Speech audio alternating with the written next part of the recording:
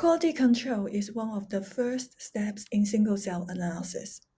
To facilitate this step, BD Cellismo 2 has the built-in sliding bars to set the cutoff on different metadata.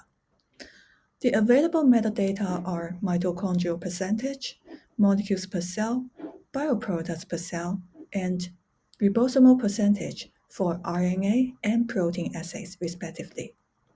One can adjust the sliding bar to set the cutoff on metadata. One can also input an absolute number to set the cutoff.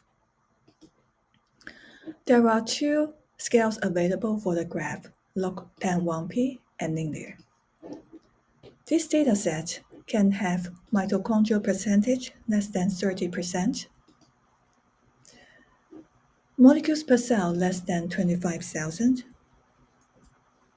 and bioproducts per cell more than 500 as the cutoff. After setting the cutoff, the cells to remove will be highlighted in orange in this graph. The absolute number of cells to remove is also highlighted over here at the top. After setting the cutoff, I can click on Apply Filters. BD Cellismo 2 will apply the filters on the data.